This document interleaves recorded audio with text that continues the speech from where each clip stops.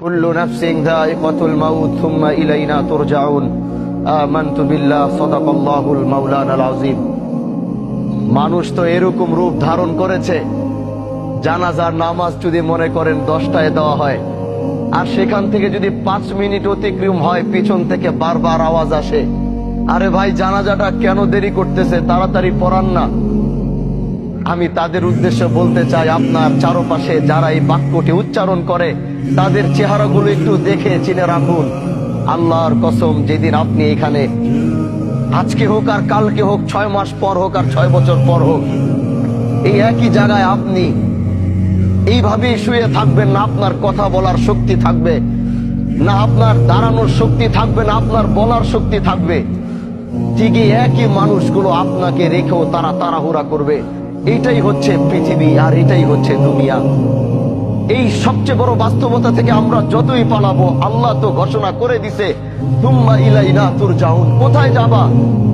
7 সাগর 13 নদীর নিচে, 7 সাগর 13 নদী পার করেও যদি তুমি লুকাবা, যেদিন আল্লাহর সাথে তোমার মুলাকাতের সময় আসবে, পৃথিবীর কোনো বাদশা নাই ওদিন তোমাকে আটকাইতে পারবে, পৃথিবীর কোনো ক্ষমতাশীল ব্যক্তি নাই ওদিন তোমাকে ধরে রাখতে পারবে।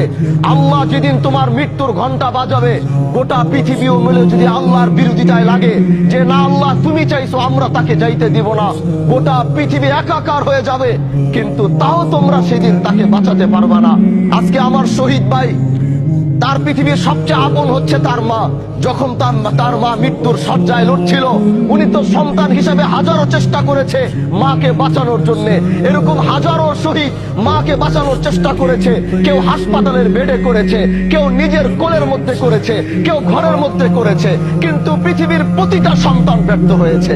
কারণ আল্লাহ বলেছে, কুল্লু নাফসিন যায়িকাতুল মাউত সুম্মা ইলাইনা তুরজাউন। তুমি যেখানে যাও, যেই প্রান্তে যাও, যেই দিক থেকে যাও, যেদিন তোমার মৃত্যুর ঘন্টা বাজবে, ওই দিন পৃথিবীতে তোমার থাকার আর কোনো অস্তিত্ব থাকবে না।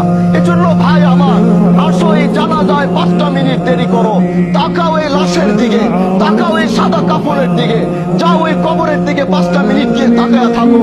যেটা তোমারও ঘর হবে, যেটা তোমার বাবার ঘর হয়েছে, যেটা তোমার মার ঘর হয়েছে, যেটা তোমার বন্ধু বান্ধবের ঘর হয়েছে, যেটা তোমার নেতার ঘর হয়েছে, যাও একটাবার তাকিয়ে দেখো। তুমিও প্রস্তুতি নাও যে এখানে তুমিও একদিন নামবে, কিন্তু নিজের পায়ে নয়, কেউ তোমাকে ধরে নামাবে। এটাই হচ্ছে পৃথিবীর সবচেয়ে বড় বাস্তবতা। এজন্য ভাই, মৃত্যুর প্রস্তুতি নাও। দুনিয়ার এই রঙিন স্বপ্নকে বন্ধ করো। এই রঙিন স্বপ্ন তোমাকে বারবার ধোঁকা দিয়ে আল্লাহর সাথে তোমার সম্পর্কের জুদা ঘটাইতেছে। আল্লাহর সাথে তোমার সম্পর্কের পার্থক্য এত করতেছে, তোমার আর রবের মধ্যে কোনো সম্পর্ক পাওয়া যায়